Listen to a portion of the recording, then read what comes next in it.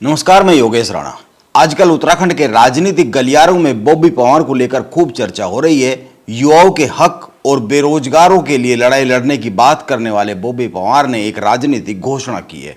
बॉबी पवार ने ऐलान किया है, अगर पुलिस भर्ती में आयु सीमा में छूट सहित उनकी अन्य मांगे नहीं मानी गई तो वो बेरोजगार संघ के एक जत्थे को लेकर केदारनाथ विधानसभा में जाएंगे और वहां पर घूम घूम कर बीजेपी के खिलाफ प्रचार किया जाएगा। घूम घूम कर बीजेपी की सच्चाई युवाओं को बताई जाएगी, यानी कि बीजेपी को वहां पर हराने के लिए सारी जत्न जुगत भिड़ाई जाएगी।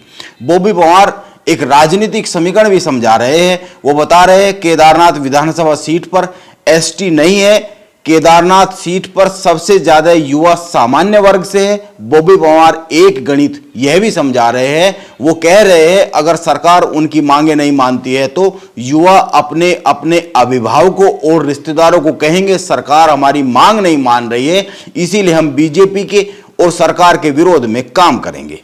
बॉबी पवार का यह एक राजनीतिक दांव है। बॉबी पवार एक राजनीतिक व्यक्ति है, इसीलिए वो जानते ही है कि किस दल को कब कौन सी नस पकड़कर कहां पर दबाना है।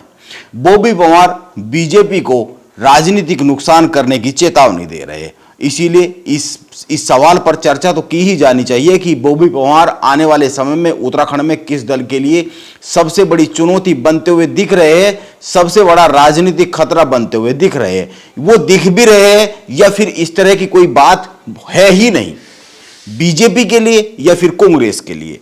आइए इसी पर चर्चा करते हैं। पहले थोड़ा सा यह समझते हैं बॉबी पवार युवाओं में इतने लोकप्रिय कैसे हुए और किस तरह से धीरे धीरे वो अपनी राजनीतिक जमीन तैयार कर रहे हैं।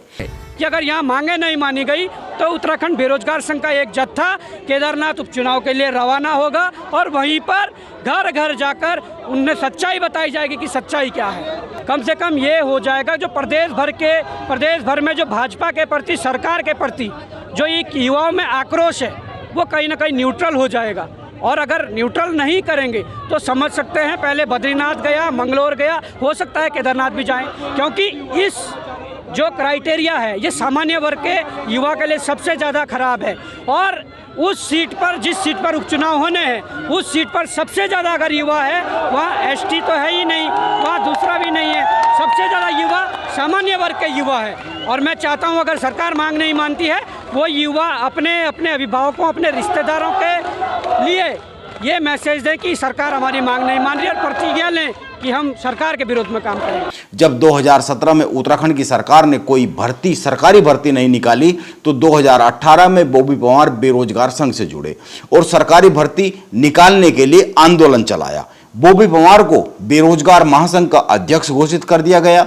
इसके बाद बॉबी पवार ने 2018 में ही युवाओं को साथ लेकर सचिवालय कूच किया देहरादून में। इस आंदोलन के दबाव में उत्तराखंड सरकार आई और कुछ ही समय बाद उत्तराखंड अधीनस्थ सेवा चयन आयोग ने भर्तियों की विज्ञप्ति जारी कर दी।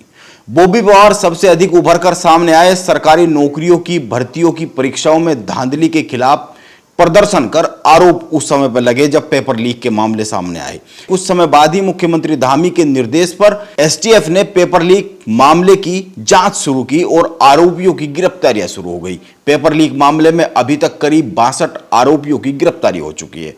उत्तराखंड में बनाया गया नकल विरोधी जो कानून है वह देश के कई राज्यों में चर्चा में आया है। बॉबी पवार राजनीतिक तौर पर चर्चा में आए 2024 के लोकसभा चुनाव परिणाम के बाद, इसी साल जो हुए। बॉबी पवार ने टिहरी लोकसभा सीट से निर्दलीय चुनाव लड़ा, लेकिन चुनाव परिणाम ने सभी को चौंका दिया। वैसे तो इस चुनाव को बीजेपी ही जीत गई। बीजेपी की उम्मीदवार माला राज्य लक्ष्मी शाह को 4,62,603 वोट मिले। दूसरे नंबर पर कांग्रेस के जोत सिंह गुनसोला रहे, उनको 1,90,000 के करीब वोट मिले। और तीसरे नंबर पर बॉबी पवार आ गए, लेकिन उनको वोट 1,68,000 के करीब मिले, यानी कांग्रेस से कुछ ही कम। इससे भी बड़ी बात यह रही वो कई विधानसभा क्षेत्रों में बीजेपी और कांग्रेस से अधिक वोट लेकर आ गए। चक्राता विधानसभा में तो कमाल ही कर दिया, 48% के करीब वोट उसने हासिल किए बॉबी पवार ने। बीजेपी और कांग्रेस दोनों की चिंता बढ़ गई। कई राजनीतिक पंडितों का तो यह भी मानना है कि 2027 के विधानसभा चुनाव में कांग्रेस के सीनियर नेता प्रीतम सिंह को चिंता हो सकती है चक्राता विधानसभा सीट पर, अगर यहां से बॉबी पवार चुनाव लड़ जाते हैं तो। यानी बात साफ है, बॉबी पवार गढ़वाल की कुछ विधानसभा सीटों पर बीजेपी और कांग्रेस के लिए, दोनों ही दलों के लिए एक चिंता बन सकते हैं। लेकिन इस चिंता का एक अन्य पहलू भी है जिस पर ध्यान दिया जाना चाहिए। बॉबी पवार के पास कोई राजनीतिक संगठन नहीं है। वो जहां पर भी चुनाव लड़ेंगे वहां पर उनको युवाओं का बड़ा समर्थन मिल सकता है, उनको अकेले।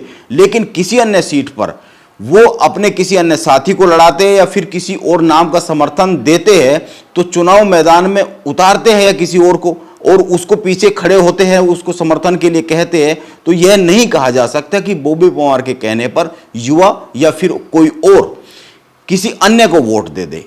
क्योंकि राजनीति एकदम अलग तरह से गतिमान होती है। यहां पर किसी व्यक्ति की जो पहचान बन जाती है, उसके समर्थक उसके साथ तो खड़े हो जाते हैं, लेकिन किसी के कहने पर अपने समर्थकों को किसी अन्य को वोट देते हुए समर्थक कम ही दिखते हैं। यानी कि वोट, अपने वोट को मूवमेंट करने की जो ताकत होती है, वह बड़े बड़े राजनीतिक दल के जो बड़े बड़े नेता है वो भी नहीं कर पाते हैं। और बॉबी पवार तो अभी राजनीतिक जमीन पर खड़े ही हो रहे हैं। यह तो एक बात ध्यान में रखने की है। और अब दूसरी बात पर आते हैं। बॉबी पवार राजनीतिक तौर पर बीजेपी या फिर कांग्रेस में से किसके लिए अधिक बड़ा खतरा होंगे या धीरे धीरे बनेंगे, वैसे तो इस पर अभी सटीक तौर पर कुछ कहा नहीं जा सकता। बस एक बात की तरफ ध्यान आकर्षित किया जा सकता है, अगर बॉबी पवार उत्तराखंड के युवाओं में मौजूदा राजनीतिक व्यवस्था के खिलाफ नाराजगी पैदा भी कर देते हैं और नाराज युवा वोटर होता भी है, तो सवाल यह है कि यह नाराज युवा वोटर जाएगा किसके पास। क्योंकि बॉबी पवार एक सीट पर चुनाव लड़ेंगे, उसके अलावा अन्य सीटों पर क्या यह नाराज वोटर कांग्रेस के पास जा सकता है?